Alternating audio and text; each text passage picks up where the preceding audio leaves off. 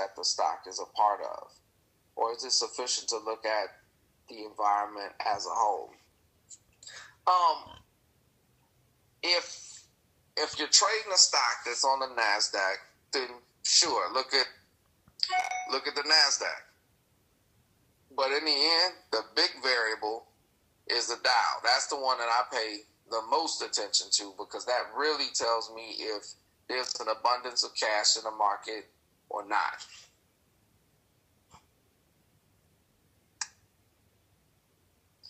When you buy time, how far from the money do you suggest? I like to stay near the money, okay? The near the money option provides the best balance between risk and reward, okay? If the stock were to retract and you place the near the money call, that option will retract a little bit, but not as much as an out of the money option. So it'll lose some value. And it may be significant, but it won't be as significant as the out of the money option. But if the stock goes up, then you'll return a lot more with the near the money option than you would an in the money option. Okay? So that's why I go for the near the money option, if at all possible. There are times when the near the money option just doesn't have the open interest, or the spread is just too wide, and I'll purchase an in the money option for that reason. Okay?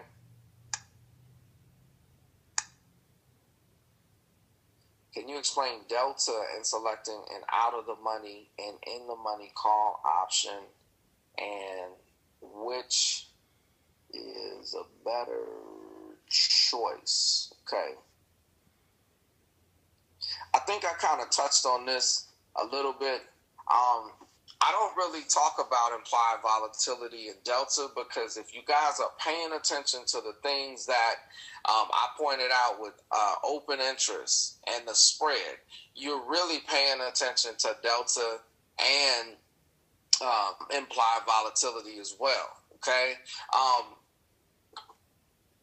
I can go on and on. I think it might be a good idea to just have a session where we talk about the Greeks and like really hash them out, and I can, maybe put some examples for you guys together, and it not be confusing to anyone.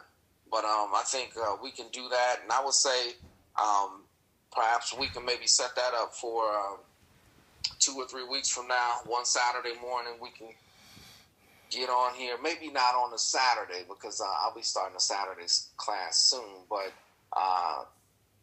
one day or the other, we can get on here and like actually go through all of the Greeks. I think that would benefit a lot of you at this point. But if you're just starting out, I promise you, if you focus on the things that I pointed out before, you'll be in good shape. Okay. There's quite a few variables out there, right? And we can just keep on digging. It almost never ends, okay? But I definitely recommend using this foundation to, kind of allow you to build upon it, and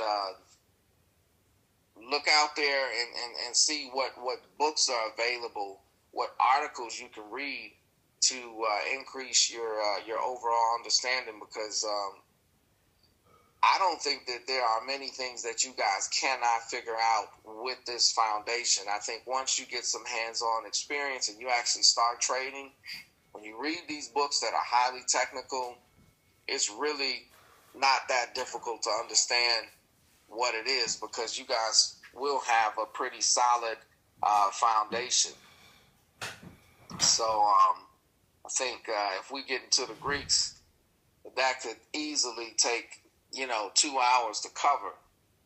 And I think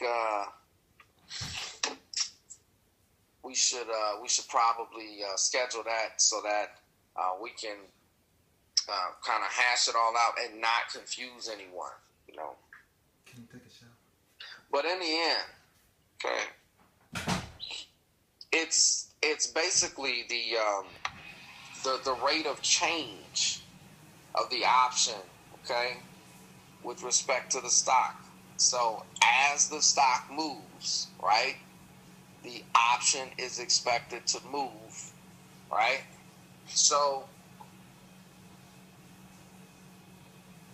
when it comes down to delta, you have certain stocks that can move 50 cents or a dollar and the option contract price not change significantly.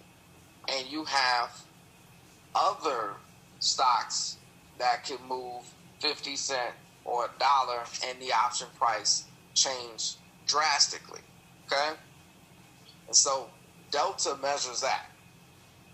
And without confusing anybody, I think we should leave that there. So I'll put something together and we'll go through and talk about all of the Greeks, and I'll provide some examples, probably put together like some sort of a PowerPoint presentation, and you guys can all sign in for that. It'll be free, and I think anybody will be able to participate. If you completed this course and you're on this webinar, you'll be able to participate.